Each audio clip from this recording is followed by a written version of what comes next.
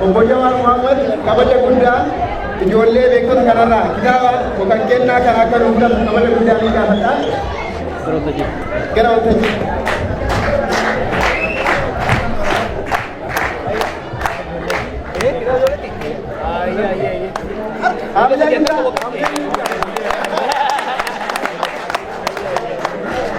Akkam baay'atan arrammoo hedduu walirratti fakkaata. Dhugaan baanaa bara nama Amsterdam kan kana baay'atan akka argeen beekan. Inumaa reefu waltajjiin eegaluu dura Amsterdam namni xiqqaa waan jiruuf marii bareedaa goonaa jee yaadaan ture.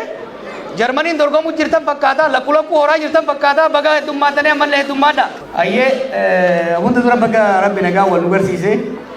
Dargaggoota biyya kana dhuftaniif akkasumas jaarsoliin akka Abbaa Diillaa, Dr. Baqqalaa, Adde Maaree, amma Muhammad Ahmad illee dulloome fakkaata. Dardara ture gaafa tura dhufu Muhammad Ahmad gaafa dulloome kun. Kanaaf baga wal agarre wal argan yeroo hunda hawaasa dhaqee yeroo dubbisu inerjiin isinirraa fudhadhu.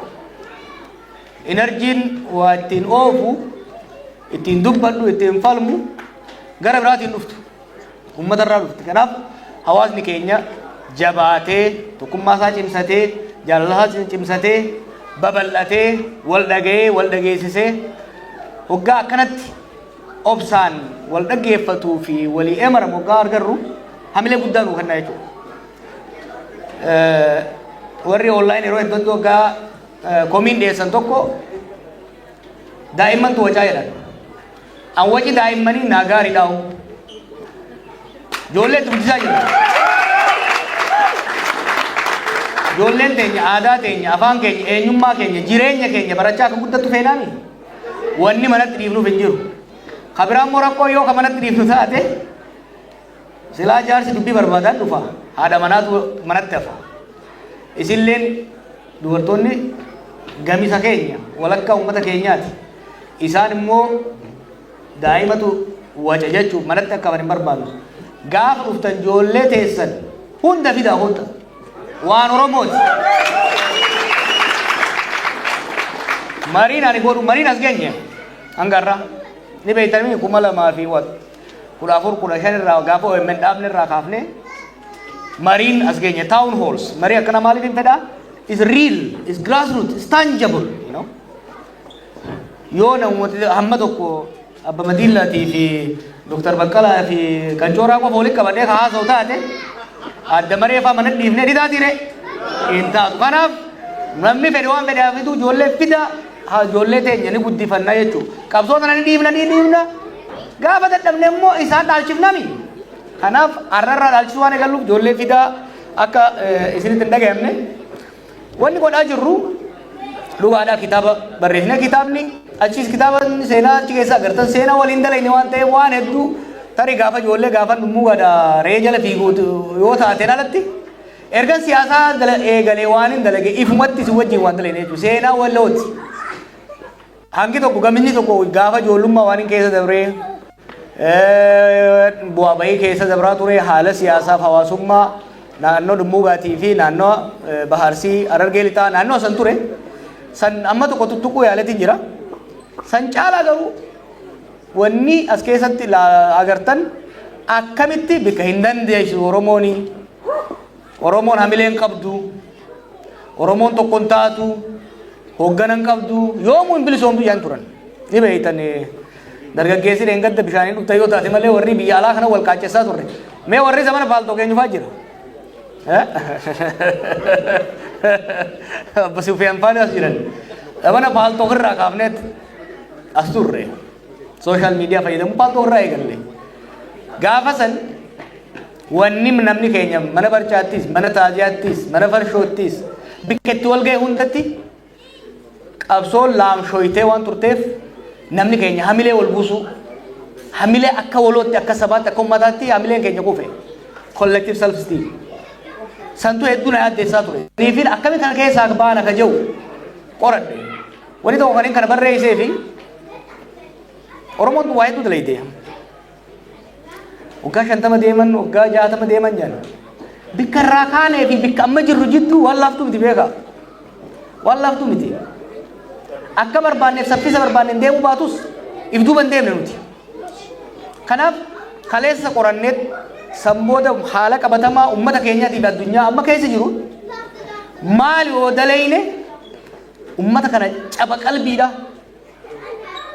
Collapse of collective self esteem kana keessa maal baasuu qabna jenneet isin wajjin isinitti himaa waliis lolaa gaggaabii na roobsu tokko hedduu jira mana kana keessa akkasumatti paaltook irraa eegallee dachi irra wal geenyeet dura daasporaa jaarree sochoofneet sambooda uummata keenya ka biyyaa sochoofnee waliin sochoonee bikka Oromoon waggaa 50 qabsootee bikka takka hin gaanjaan waggaa 5 gaditti bikka takka geenyee garsiifnee jenna.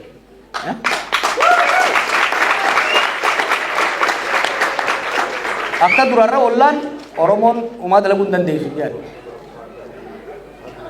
Gumaanni guddaan an ittiin boonu wanni inni ittiin hin gaabbineef keessaa tokko maal akka ta'e beekanii?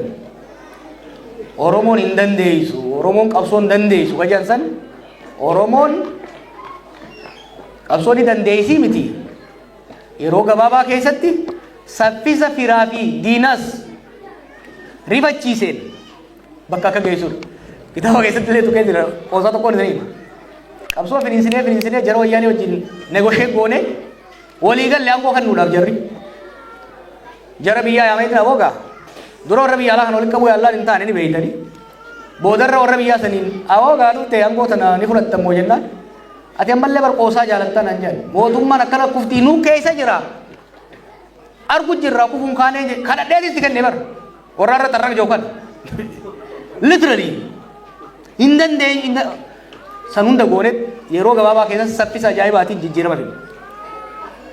Caba hamilee caba qalbii san wal'aanuu dandeenye jechuudha. Was my biggest contribution and something I'm proud of. Now, ammoo maaliif kaatee dubbattaa ka jiru Oromootu bikka sanitti deebi'u jira. Saba keenya uummata keenyaatti bikka sanitti deebi'u jira. Kalee sababa laamshayina mooraa qabsoo keessatti jaarmaa qabsoo keessatti uumame irraa kaka'e Oromoon waliin taatu. Oromoon qabsaa'uu hin dandeessu. Oromoon hin bilisoomsu jechaa turan. Oromoon jijjiirama hin fiddu. Amataa gadaa akkuma dhiitamte itti fufti. Miliyoona 50 taatee miliyoona 5 gamaa gamana dhiifamtu. Akka akkas deemaa ture gaafas akkasiimi. Har'a hoo Oromoon bulchuu hin dandeessu. Biyya jaaramteetti kennite waliin diiguu jiran. Biitii harkaa kufte Oromoon bulchuu hin danda'u kajaa'u amma. Dulli bal'aan nurra gaggeeffamaa jiru alarra Oromoon bulchuu hin dandeenye. Har'a nee galleewwanni kun gaafan jara wajjin negoshee godhu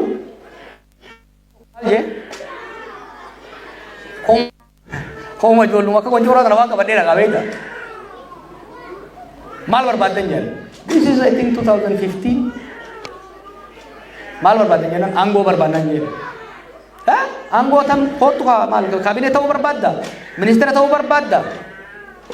Oromiyaa irra barbaadda? Lakki. Guddooma barbaadna. Toophii matana bulchuu barbaadna. Amma onni akkasiin qabu gaafa dardaraa sana onni ajaa'ibaatiin qabu. Aangooma barbaadna. We want the prime ministership. Biititu nu malti bulchuu qabna. Amataa gadaa dhiitamuu qabnu. Maal jedheeta? Kofleetii ati anjamaa goota jedhu.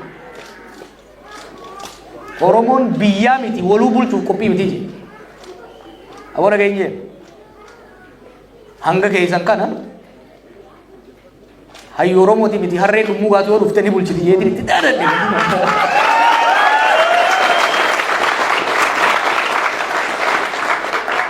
Onnee zamana sanii har'a waan namni san jeesan dhugoomsaniiti ijoolleen angorra jirtu aana naqaaneessanii jechuudha. Maaliifi waggoota jaan dabre kana keessatti diinagdeen biyyattii ni kufe, seekuritiin biyyattii ni kufe, dippiloomaasiin biyyattii ni kufe. Waan qaallichi nurraa kennuuf falfale san qabatamaan nurra fidaleedha qaallichi warra ganda keessaa guuree ol kaa'ee beeka hin dandeessu nuun jedha. Kanaaf wanni amma dubbachaa jiru wanni dalaguu deemu waliin Oromoon biyya bulchuu akka dandeessu mirkaneessudha. warri har'a jiru kun kireema Oromoo osoo hin ta'in xurii akka ta'an. Oromoon jara kanaan madaalamuu akka hin qabne. Akkuma kalee qabsoo hin dandeessan jedhamsan ziggoonee qabsoo itti agarsiifnee har'as warra aangoo qabatee mugaa jiru, warra aangoo qabatee quufee deeqifatee haqqisaa jiru. Takkaanis sirreessine takka kanarraa kaafne Oromoon Oromoo fakkaatu. Ka dhugaa Oromoo beeku, ka beekumsa beeku, ka nama dhaga'uudhaaf qophii ta'e karaa akka sirreessu ummatoota sabaaf salmoota biyyattii wajjin gochuudhaaf jechuudha. Waan takka lamaan isin garsiisuu barbaada. Gaafii kaa ture eega jarmeetti haasee booda. Mootummaan tun kufaa jirti, mootummaa kuffisuu hin barbaadnu jettee wanni hin jee maali? Wannummaan dubbii amma itti nakaase maali? Ambarraa baluu piraayim ministeera ta'ee ta'uu dhabee addantaa irraa hin qabu wani. Ani kan hin qabsaa'e ummata kana salphina keessa baasuudhaaf. Har'a waan wayyaaneen amma 27 taate sanii waggaa 6 keessatti daaraa godhan biyya. Akkami as geenye kan jiru islaayii takkaa lama agarsiisuun barbaada. Now mootummaan tokko sirni mootummaa tokko gubbaarra hoogganaa jira. Nugusa ta'uu danda'a, amiira ta'uu danda'a, pirezidaantii ta'uu danda'a, piraayim ministeera ta'uu danda'a. Isa jalazit utubaalee aangoo jedhaniin pillars of power jennaan. Akka hubattaniif hin barbaada waan mootummaa jedhamu. Maaliif siyaasaan Oromoodha 2018 booda jijjiiramtee jirti. Hanga 2018 resistance politics keessa turre. Siyaasa qabsoodhaa, siyaasa resistance. Sirnaan lolaa turre, sirna mootummaa Itoophiyaatti lolaa turre. Mootummaan sun nu ala goomsine, nullee ala goomsine irra qabsaa'u turre. 2018tti aangoodha qabanne. Kanaafuu aangoon akkami akka dalagaytu akka hubattaniifin qabxii takka lama isin kaasuu barbaada. Kanaaf wanti mootummaa jedhan, wanti biyya hagara mangist state jennuun tuni haalli isin ittiin bultu akka laaltaniin barbaada. Gubbaarra ruular takkaa'uu hoogganaa jira. Mootii ta'uu danda'a bifa adda addaatiin. Isa jala warra imaammata isaa, tarsiimoo isaa, fedhii isaa ummata gabbuusee hojiirra bu'u oolchu. Eliit kan jennuun ministeerota, jeneraalota gurguddaa, komishiinaroota kanaa jira. Isaan kun maal hoogganan? Caasaa mootummaa kan jennuun the institutions, state institution kan jennuun waan akka securityidha, economy, bureaucracy, media, diplomacy, party jechaati hedduu deema. Warruma barbaachisaa qofaan as kaa'e. Ummanni garagadii jira jechuudha. Nugusni mataa fiitiin biyya bulchu hin jiru. Nugusichi takka, pirezidantii takka, piraayim ministerichi gara ministeerota isaa, komishiinaroota isaa, jeneraalota isaatiin institution san hooggana. Institutiononni sun, jaarmaaleen suni sirnicha utuban jechuudha. Wanni agarru kun, wanni akka diinagdeedhaa, wanni akka bureaucracy, security kun utubaalee pillars of power jennaan. Utubaalee manni kun utubaa qaba beektaa koornar irraa wanni qaba.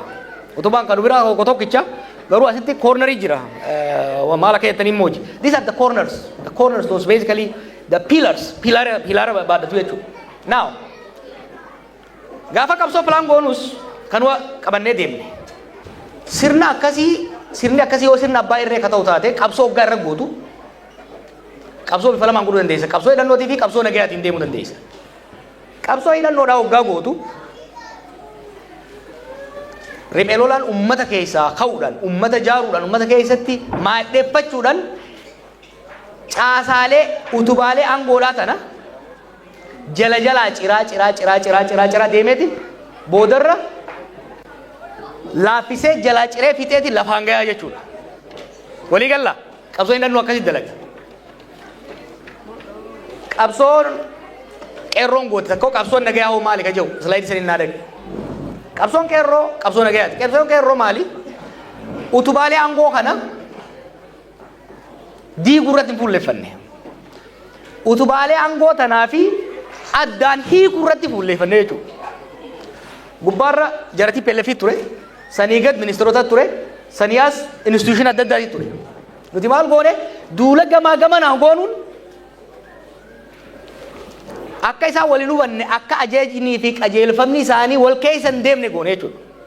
San keessaa tokko PDO fi wayyaanee nikaa addaan hiikuun san ture jechuudha. Nikaa addaan hiikne institution kana jechuudha. Now qabsoon qeerroo bifa kanaan deemne Ibduu baggaa deebite to the original na deebi. Kana irratti ammoo gaa dhuftee mootummaan normally qabsoo qeerroo dura sirni TPLF akkas ture. Qabsoo qeerroo dura gara qabsoo qeerroo tokko gaa deebite sirna akkasii jiru san maaliif jijjiirree nu? Kana jijjiirree addaniine jaarmeewota kana gara keenya finne jaarmeewotaa fi elit takka hoggansa ministeerota addaan baafne ministeerotaa fi warra oliis adda baafneeti boodarra isaanumaan isaan garagalchuu dandeenya. Now haala ammatti deebi. Mootummaa garagalchuun nun barbaachisu kuttee waan hin jeefine sirriitti mamma. Qabsoon hidhannoodhaan normalii silaatii ol nyaata. Qabsoon hidhannoo naannoo Tigraayittis, Amaarattis, Oromiyaattis gaggeeffamu caasaalee kana nyaateefitu jira. Diinagdeen laamshee jira. Birookiraasiin laamshee jira. Amma bar bulchaan maal hin jiru. Milishumaatu nama cafaqa malee wanti tajaajila uummataa sadarkaa qabaleetti kennu hin jiru.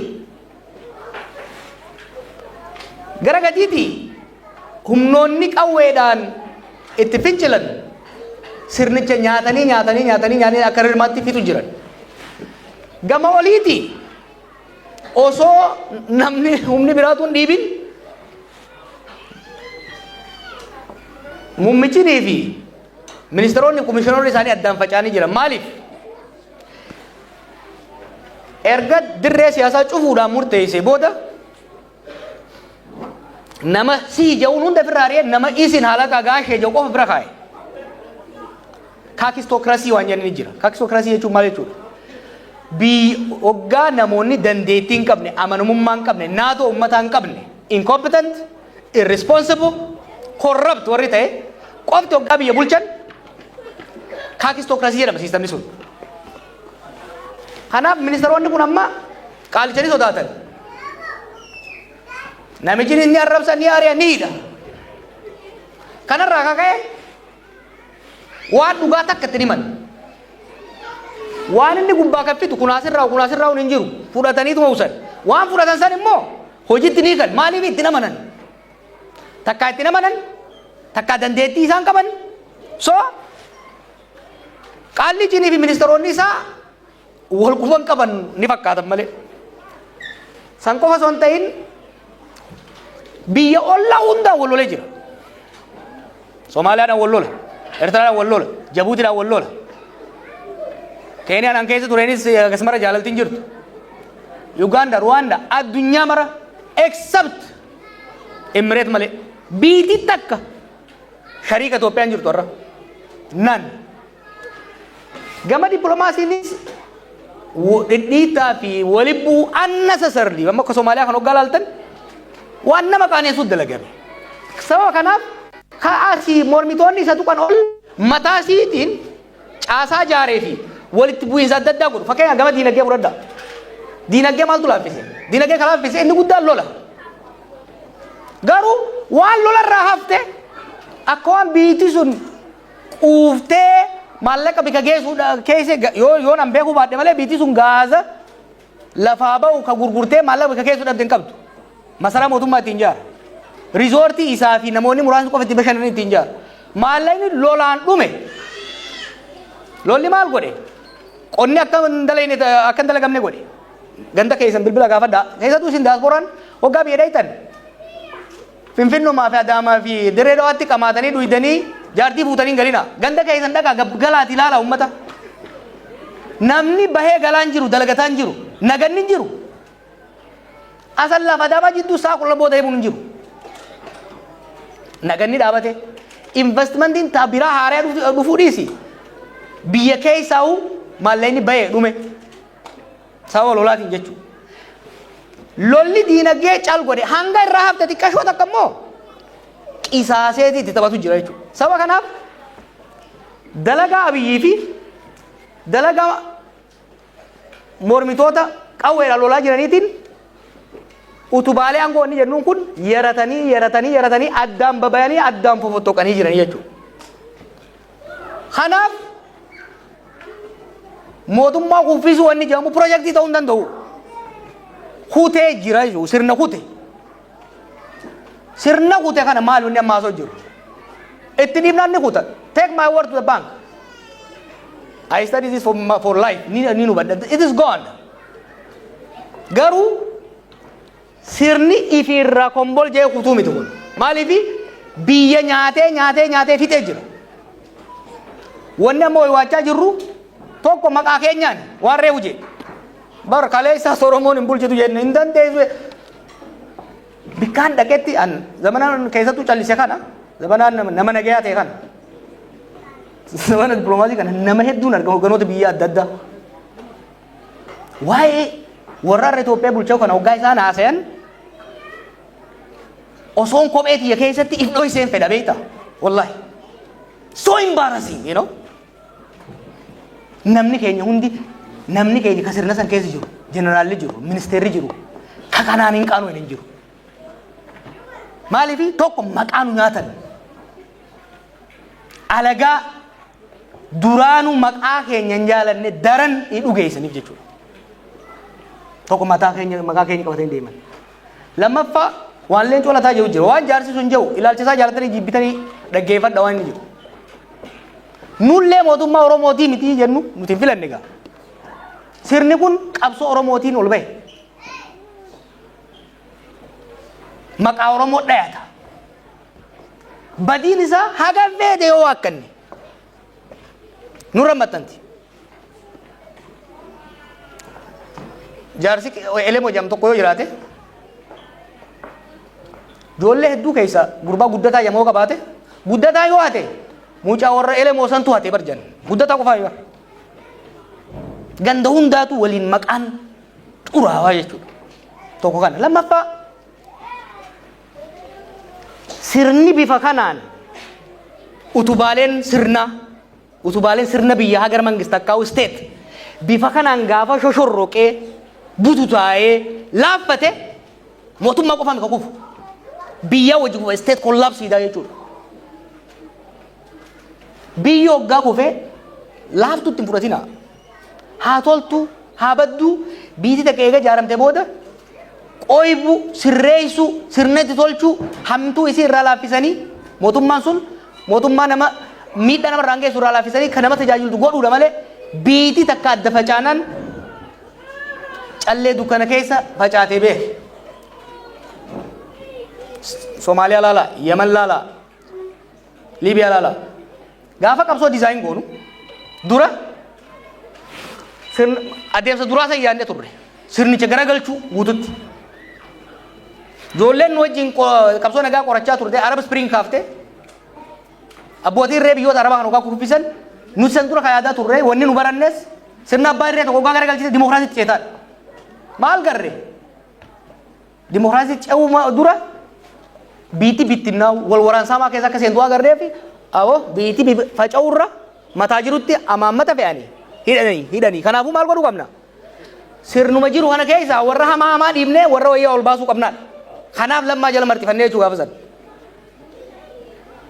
laafina jiru osoo beeynu biiti diigamuun is very dangerous kanaaf ammoo inni lallabaa jiru maali sirna garagalchuu maal osoo taate har'aa miti gaafa tiyoorii qofa qoranne saniihu waggaa fudhu fitteemi guyyaa 40 nutti hin fittu I can tell you that's not injirtu re waan bututee xiqquma itti buunaan bara mana utubaan isaa laaffate xiqquma tiraaktar itti buunaan kuutee beeke takkaa'u muka jirmisaa shame rirmi fitte gaafa tokko qilleensi xiqqaa tokko lafeen lafaan dhaya amma sodaan an qabu maali sirna kana daddafnee karaa tokkotti itti baasuu baannaan maqaa keenyaas gaafa Oromooti biiti jiide biiti jiide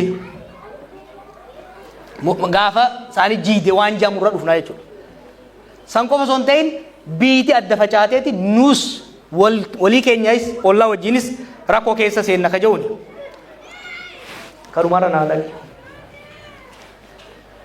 akkamiin as geenye warra mootummaatiin challenge godhuu barbaada warra sirna san keessa jiru warra nama mootummaa san keessa jiru parsantii 5 hin ga'u ka gurbaa deeggaru kurnanumaaf shanan saniif challenge godhuu barbaada how did we get here qaanyii kana keessa akkamitti dhufne laaftuu sitti fakkaatiin hoggaanaan akkana dubbadhee qaanii adimit godhu garuu amanu malee keessa ba'uu hin dandeenye. Sochiin qeerroodhaa maal ture? Biyya tana gara dimokiraasii ceesifne federaalizimii dhugaa haayiti Oromoo keessatti eegamu haayiti sabaa sablammoota keessatti eegamu walqixxummaan jiraatu namu naannoo ofiitti bulchee biyya waliigalaa moo qoodannee angoos qabeenyaas qoodannee wal dandeenye bullaadha. Abiini dhufe lakki karaa dimokiraasiin barbaannu sirna abbaa irree jaarre jedhe aboo taa'i biitti sun bala nu geessiti noop naatu beeka naatu sin ceesisa. Faranjii fi Arabniinis harka dhayaniif wanni hoggan Afrikaa balleessu tokko ummata fi dhiisee ala eeguudha. Kan boodoo daandii dimokiraasii nu geessu dhiisee daandii abbaa irree fudhachuun gaagama siyaasaa keessa nu seensise. Political crisis hamaa keessa nu seensise. Gaagamni siyaasaa 2019 irra kan dhufe gaafa wal loluu eegallu jechuudha. Gaafa walii iyyuu eegallu. Gaagamni siyaasaa garam nu geesse dirree siyaasaa cufuutti hoggan seenu lolatti deemte biiti. Akkasii miti 2020 Oromiyaatti lolli ni ka'e Tigraay lolli ni ka'e. Lolli ka'uun diinagdee nyaatee jechuudha. Diinagdee biyyattii batalaq lafaan dha'e. So biitiin isa biyyi seeyisa dhaqan beektaa boodarra nuti dimokiraasii barbaannu hin harkanne inninis abbaa irrummaa barbaadu hin harkanne anokrasii waan jaan galle jechuudha. Anokrasii jechuun maali? Sirna tokko yeroo ce'umsaatitti namni tokko gogaan tokko abbaa irree gochuudhaaf yaalee abbaa irree jechuun irree qabaachuu qabdaami hawwuu qofti gahaa miti. Abiyyaarra abbaa irree laamshoodhaati jechuudha. Abbaa irree laamshoodhaati hanga feete irree nan baaseetnaan bu'aas hin qabu.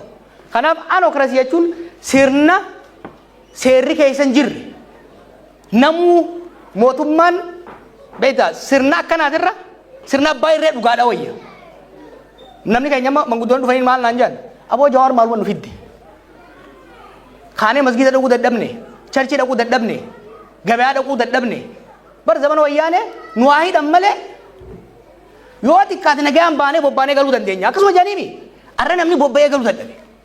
Anokrasiin bikka mootummaanis to'annaa hin qabne bikka humni adda addaa biyya addaan coratee laaffisee biyya shiftoonni biyya guutan taate jechuudha.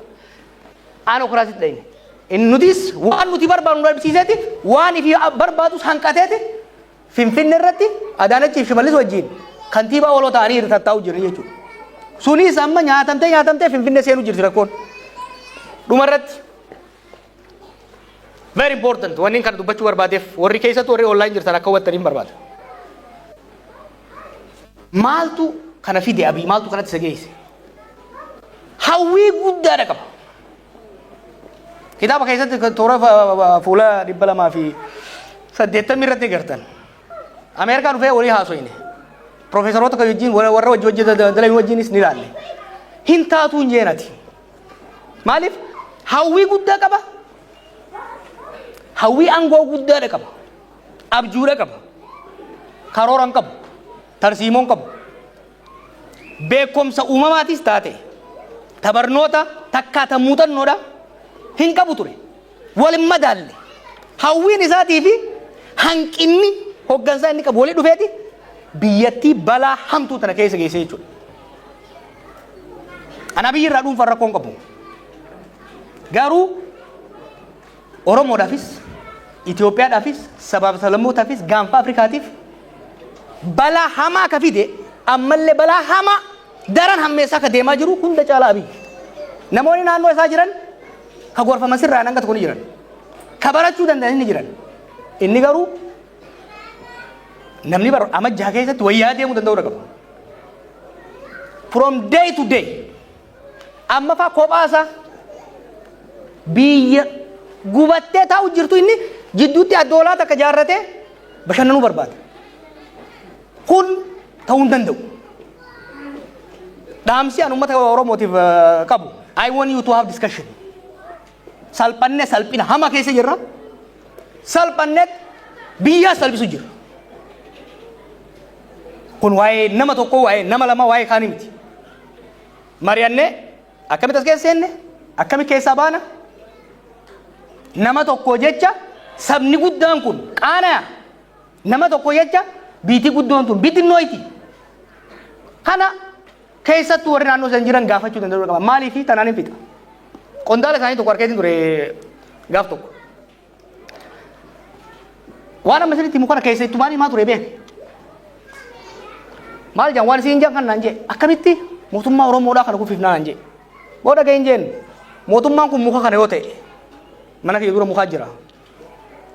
Rirmi isaa nyaatee qilleensi kuffisuudha yoo deeme nyaatee jira kufuuf deeme. Hanga tokko akka amma anis godhaa ture gamaa gamanaa baallaa tokko muka tokko miccinaanutti goonee dhaabnee tursiisuu dandeenya.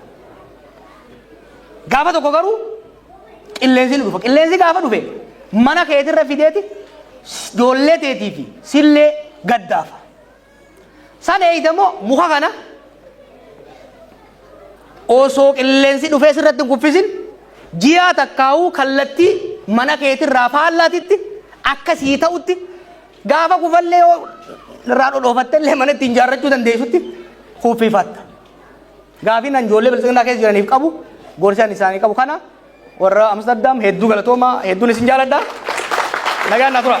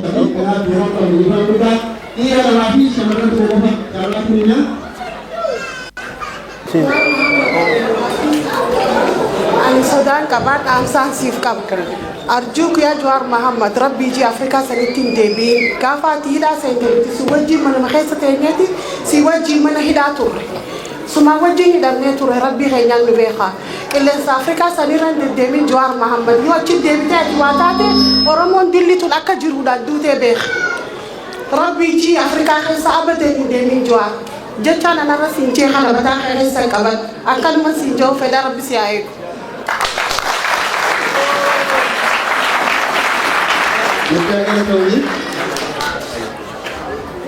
Assalamualaikum warahmatullahi wabarakatuh.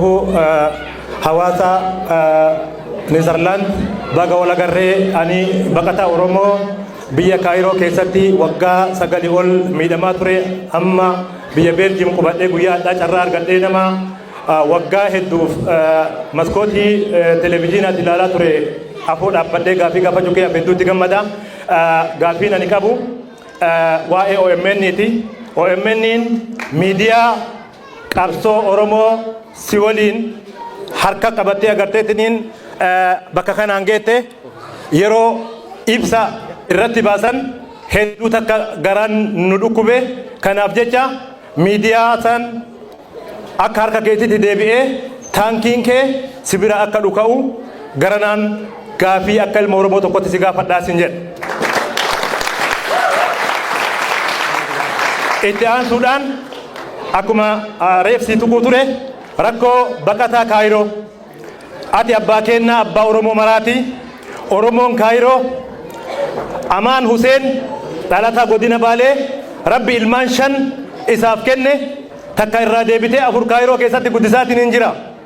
Mucaan sun asoo waraqaa heeraa qabu yeroo ammaa kanatti hidhamee mana hidhaa keessa jira.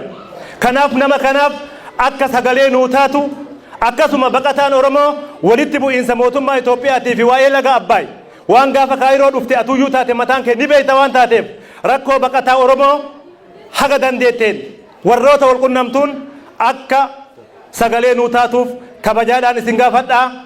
Akkuma reef ummanni keenya asirraa dubbataatiin turan gara Afrikaa kan deebinee baqataan Kaayiroo natti dhaammatanii akka gara Kaayiroo hin deebine akka garteetiin gara Afrikaa hin deebine jawwee keenya nuti malee hin qabnu qabsootti deebiteetiin hin jirta kanaaf jecha si dhabuun barbaannu nuun jedhanii ulfaadha galatooma isin jedha.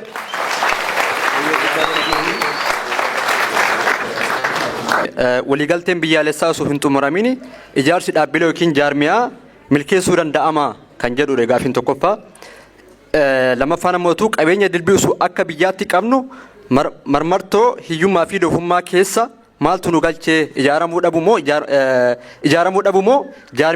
ijaaramuu biyyattiiti kan jedhu gaafiin lammaffaan. Sadaffaan qaala'insa jireenyaa maaltu fidaa kan jedhudha. Afraffaan ammoo gaafiiwwan araarri mootummaa fi naannoo Oromiyaa kan waboo wajjin qabu maalidha? Kuwwan kan bosona jiranii fi kan galan maalidha? Isaan sunniin addanuu fi hin galle. Warroonni biyya galanii warra shimallisiiti moo waboo shimallisiiti moo kamidha? Nuboo kabeen namootu orjinaala beennaa waan ta'eef sun sanillee ifa akka nu gootan isin gaafannaa. Inni dhuma ammootuyyuu anis akka yaada kiyyaatitti gara biyya sugaluu dhaabattanii isinin jedha. Galatooma.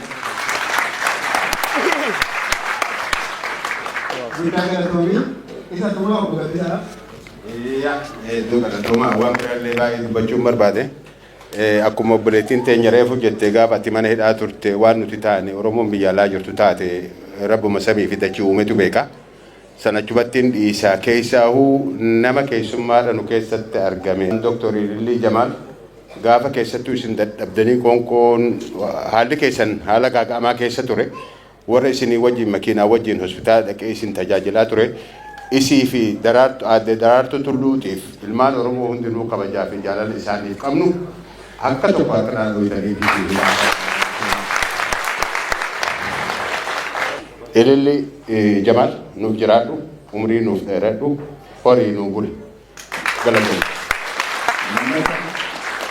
Naamusuma xinnaa tokkoon si dabarsuu barbaada. Akkuma tureef jecha namtichi Oromoo salphisee biyyaa salphisee keessattuu Oromoo nu salphisee onnagiidha nuti gara kaaniin Tigireen nurratti duulti Amaaraa nurratti duulti namtichi nurratti duula kufaatii daangaan qabne keessa turre ammas keessa jirra. Kanin jechuu barbaade namtichi silaahuu beekumsa qabu dheengadda kitaaba ati barreessite warra jimaa qama'utu barreessee jee sunis tuffiin uummata Oromootiif qabu warra jimaa qama'u karuu ati farsoo dhuydee barreessite madammarii keessan takkaa ijaanuun argine isaa gubatu Harargee fi Arsii Oromiyaa keessatti argine malee nama bitatuun argine ifsirreessii jennu jennaan asumanni dhagaya.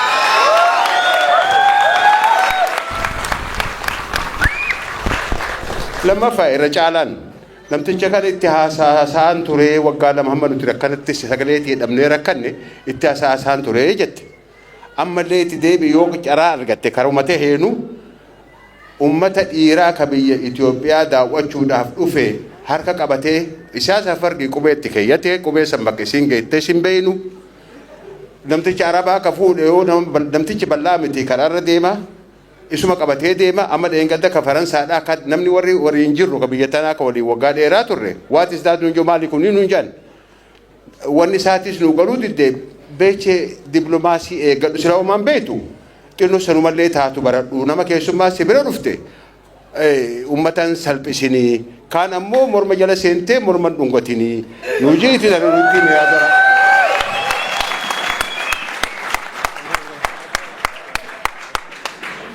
Terjadi majmi jadi maa jaha MI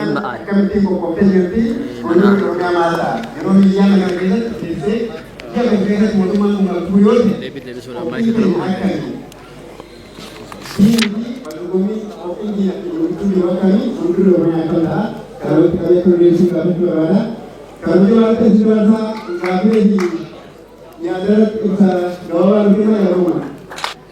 wae nagenya kiya kigon rabbi tolkan nina kan monat diftan anggal lebe ke rabbu manas genye dua ma kanan nama waka gawa toko na mesi na jesa nanje hoy na mindura heddu are sina jesa nanje yennan eega bar wanni jebooda siin ajjeesaa jennaan awoo ani ilma silataati ayyoon tiyya Goorgisi Sheekh Hussein warra Abbayyii bikkan dhayne hin qabdu gar hedduudhaan eeganii nan gutteessuu hin dandeessu.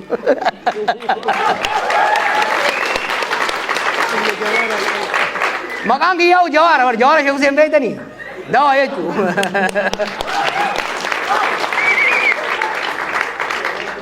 Dhuga lubbuun abbaan eeyne amatan eeyne du'a sodaannee garuu du'a sodaannee lubbuu oguma haxxiffatanuu nama keessa baatu jecha saba kana qaanii keessatti hin dhiifnu kaleellee hin dhiifne ammallee hin dhiifnu sagal duuna malee beesa noo rabbiin asiin naga'e I believe ummata kanaa wajjin hariiroo dhugaa qabna. Paaltook irraa kaasii gaafa ijoollummaa irraa kaasii wal lolaa wal arrabsaa wal falataa dhugaa walii himaas geenye. Waggaa lamaan irraa waggaan as dhufe wal lolaa turreemi.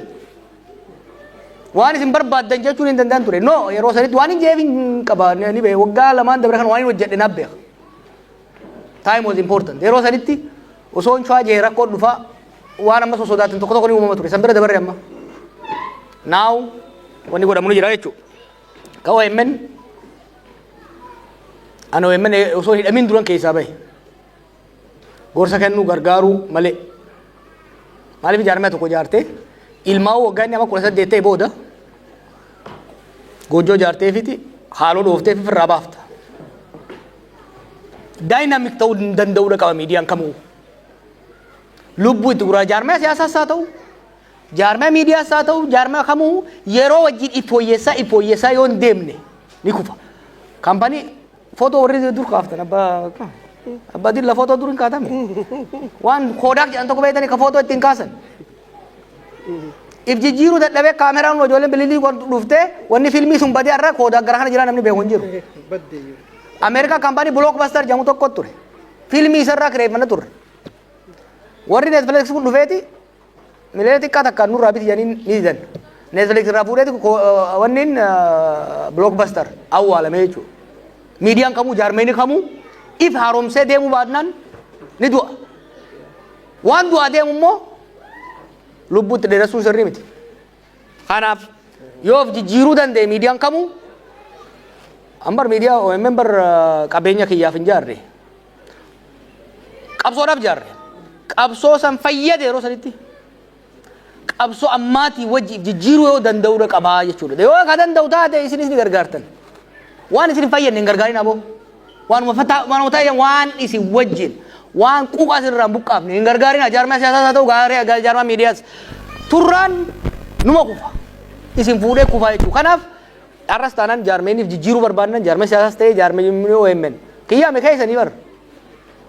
Nama tokko wajjin isin irraa hin bar sabbata keessa irraa hin baase. We all contributed to it. Kanaaf sanitti ilaaluu qaba hooggansiisaatis jechuudha. Rakkoo baqataa Kaayiroo bilbila kee godhan duutii naa himi. Gama dandeenyuun gama hundaan ni goona naa himi gama saniin asirra haasa'uun inni hin qabu. Waa'ee maraammartoo hiyyummaa keessa maaltu nu galche?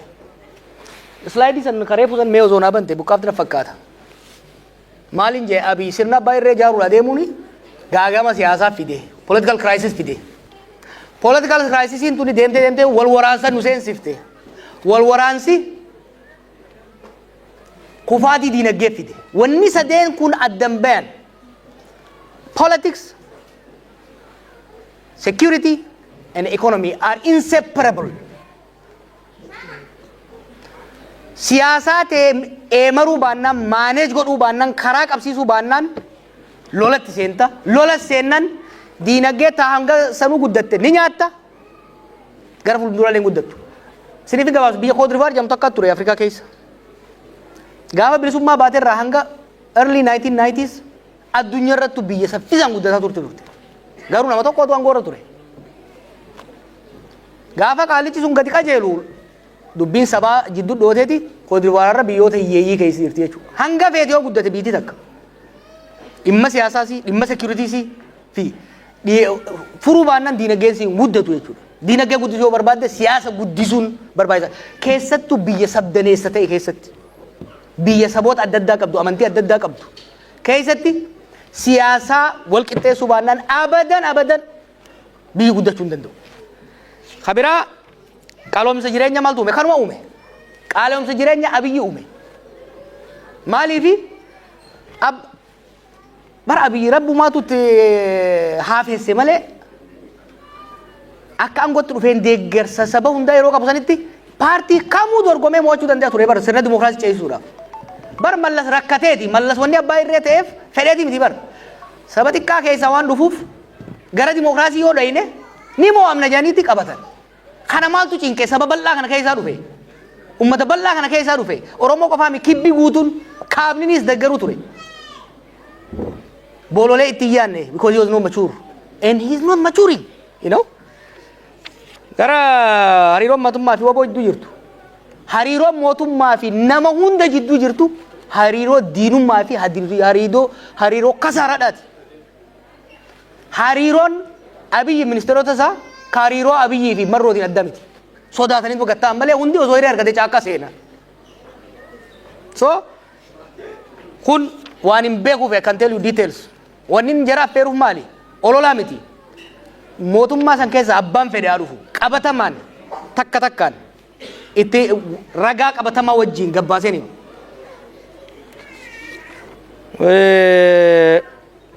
nama jaarte moo kophaa fiida an kophaa mul'adha takka kophaa fiigeen beeku nama waggaa ol baafte akka heetaati shimbiraan nyaata arra dhiisi kaleessa gaafa silaa kophaa fiigee sansanuu kophaan fiine akkan kophaan fiine gaafa kaane Oromiyaa guutuu ganda waggaa sochoofnu lafatti mi bara I built that yeah waan qeerroon hojjete san yeroo meeqan Keeniyaa dhaqee yeroo meeqan biyya meeqa dhaqee bara san keessatti ijoollee leenjisaa turan jaaraa ture gaafa Singapore baradhurraa kaasee hanga Ameerikaa jiru hanga paaspoora kiyyanarraa fudhatanitti every year Itoophiyaan deeman ture qorannoodhaaf jedhee niin qoradha niin leenjisa niin jaara amma faamoo akka ajaa'ibaatti jirra beek maal seete Itoophiyaa tana dur hoggaan biyya alaa ture fagoo irraa ilaala akkan tana dubraa takkatti hoggaan biyya gane bira dhaqeetiin qaqqabadhee arge hoggaan hidhamu macaroo keessaa hin ol arge beek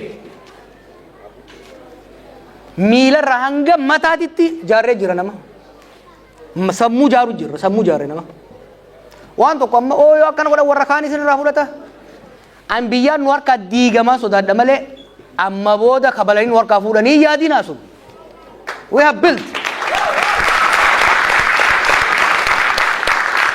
an kanii yaadda'u fardaan nu jala du'aadha malee fardarraa nu kaasanii jallaa buufnee tolaa qajeelaa irra keenyaadha malee argumentiin jiru san hin yaadina kan hoggaan jiru yeroo hunda Oromootu prime minister ta'ee itti fufuu jechuu miti no we don't have to we don't need to sirna dimookiraasii keessatti ummanni lakkoo isaa wayyaba number 1 yoo kana butaates number 1 sun gara tokko deemuu hin danda'u Keeniyaa akka ilaaltan amma abbaan fedhaa dhufu warri saba guddaa aangoo pirezidaantummaa godhaman taates wanni isaan jiran hojiitti qaba jechuudha. Sirna dimookiraasii keessatti sirni dimookiraasii mirga warra wayyabaa bulchaa mirga sabxinnaatu kabajama. San qofaa miti. Mirga qofa osoo hin ta'in lakkoofsi dimookiraasii keessa waa lamaatu murteessaadha jiran. Lakkoofsa namaa fi maallaqa. Nuti lakkoofsi ni qabna maallaqa irratti dalaguu qabna. Maallaqa irratti dalaguudhaan ammoo siyaasa wal qixxeessuu qabna jechuudha. Namichi Oromoo salphisuu kan jettaniif ambar waggaa lamaan duraa qofaame waggaa afran duraatu haa balleessu nama dalagu balleessa namni badiirraan baratu namni hin bilchaatu nama waggaan gorra bohaareya mucaan kun Oromoo keessaa bahe akkasin isin jechaa ture yeroo haa kenninuufi siree jalatti haa qabnu ummata usaa arraddaatiidhaa isaa oofa usaa waamee qobsine san dhiisi lola biyya eega galchee boodaas okay harkumaa taate gargaarree irraa qaqqabnee waan hojjenne details gara fuuldura dubbii eega dabarte booda malee osoo deemtu barreessuun iccitii baasu taate lola godhamaa kaabaan godhamaa ture san akka dhaabbatuuf waan godhame waan xiqqaa miti jechuudha ammas maraamartoo san keessa bahuu diduudhaan itti hammaatetti itti sharafteewu itti sharaf. He's not maturing, he's getting worse. Waa'ee beekumsaa irratti tanaan isinii fixa. Beekuu dhabuu isaa qofa miti. Jibba beekumsaa qaba. Waggoota shanan kana keessatti waan godhaa inni ture keessa qabsoo waggaa 50 xureessuu xiqqeessuu Galaasaan gaaf tokko osoo an argu mataa akka lafa qabate. Waggaa 40 maal gootanii jee waggaa inni godha. Balgee cufaa irratti. Galaasaan hoggana best nu barbaanne ta'uu dhabuu danda'a. Leencoo ta'uu dhabuu danda'a. Daawud ta'uu dhabuu danda'a. Garuu isaanirraa magarre bar. Tuffiin inni qabsoo Oromootii qabu. Tuffiin inni jibbii inni qabsoo Oromootii qabu akka jaarmeetti akka mootummaatti gadi buute. Nu dhaga'uu didee bar. Warri wayyaanee nu dhaga'uu didee inni dhaga'uu didee bala deema. Biyya san keessatti Oromoo tuffachaa Oromoo xiqqeessan no one tolfatee hin jiraatu. Dhuga qabna haqa qabna bar. Kabiraa beekumsa. Waan amma isaan haasayan mucaan amma Shimallis kunis isarraa dhaga'ee wayyaa bar beekumsaanis ni caalama Shimallis isa. Nin beekaa inoo both of them.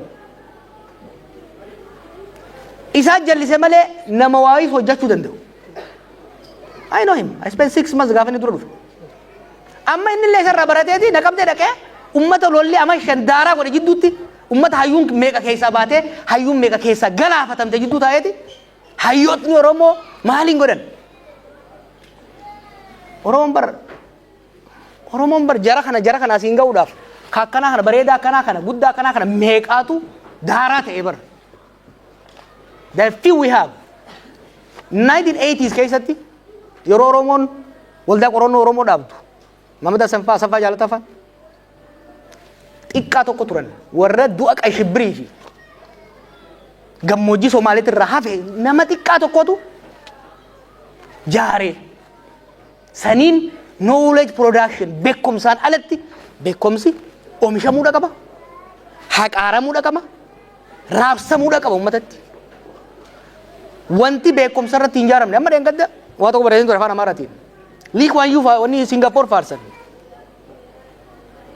Singapore biyya sammuun ijaaramte beeka Cambridge barateeti tiimni inni fidate hunda top achievers China nama guddataa jirtu kun paartii seenuudhaaf qormaataan dabarta biyya guddatte tamiu yoo laaltan biyya tan amma biyya Neezerlaand tan sammuu ijaaree bar biyyi tun bishaan ni jirtiimi maal jaa I think Holland rabbi ijaare Neezerlaand immoo Dutch ijaare jani sammuudhaan ijaaran bishaan kana jidduutti jechuudha biyyi beekumsaan ijaarama beekumsa kam goota karaa bisii kan barnootaan gabbifatta yoo dhabde immoo nama beekuu dhaggeeffatta hin beekuu maaltu balleessa jeneraaloonni meeshaa jiran kun isa jira amma biraan ture tuffii inni jeneraalota kanaa qabu harka qabanii guddisan isa dura guyyaa tokko waraana tokko hoogganee hin beeku guyyaa tokko saglii tokko hoogganee hin beeku tuffiin inni jara kanaa qabu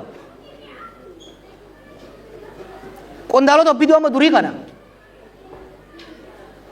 haga feenee ajibbinu muuxannoodha qaban tokko ofitti hin dhiyeessu girmaa laafaa isa bira jiru tokko malee isaa hun dhaga'u none Oromo and Ethiopia deserves better crisis akkanaa dhiisi biitummaa wal qixxaateewu beekumsa tuffachaa beekumsa dheeffaa ijaaramuun danda'u jechuudha kana wanni jedhu maali isa xiqqeessu maaliif miti I used to tell him this in person amma garuu dhaamsi dhumaa asirratti immoo an du'eetiin bada malee aarsaan uummanni kun amma 50 godhe biiti carraa meeqa qabdu hiree meeqa qabdu saban maraatummaa nama tokkootiin hin diigamtu jechuudha uummanni keenyas hin salphatu kaleessa bar abaa'oon nu dhalche ni adatanii gaafan abaa'oo irratti abaa'oo qeeqee barreesse abbaan kiyya abaa'oodhaan akaakoon kiyya lola sooraa keessa ture jaarmana dhalchee keessa guddadhe kaniin qeeqee nop abaa'oon qaraqqaramee jira kana bira dabarree sochii bira uumuu qabna gaafin jee maaliif jibbarraa miti sababa qabsoon Oromoo laamshoftee hamileen Oromoo waan cabeef gara fuulduraa deemuu qabnaan ammas taanaan qeeniyan mootummaa irratti gurbaa kana irratti illee kaasuu waan biraati miti sababa isaa kana caalaa biitii laaffatuun qabdu wanni ani isin gorsu sabaan walitti hin bu'ina ammoo inni isaan barbaadan kalee biyya Oromoon biyya diiguu deemti jedhaniiti Amaara wajjin nuuf Tigiree cafaqan arrammoo aangoo isin irraa fudhatu deeman jedhaniiti Oromoo keessa seenanii aangoon fudhatamtu hin jirtu biitiin hin jirtu gaafa inni kuteetti gaafa inni turetti kanaaf Amaara wal garaagarummaa guddaa qabna wal falmii guddaa qabna falmiin kun itti fufa gadoos walirraa qabna garuu rabbi wal bira nu uume rabbi wal keessa nu uume akka biyya tokkotti ta'uu baatu akka ollaatti waliin buluun dirqama jibbaan keessattuu aangoo qabatanii Oromoon bikka gaafa barbaadan Oromoo wajji dhayan gaafa barbaadan immoo Orma jalaa itti dhokatan ta'uu hin dandeessu isinillee kana yayyaminaan jaa galatooma ulfaadha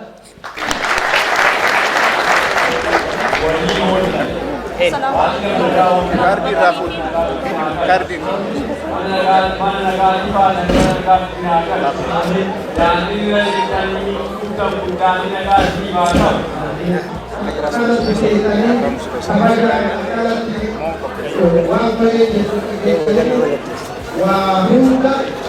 Sami. Abdi. Kita memeriksa. Karar.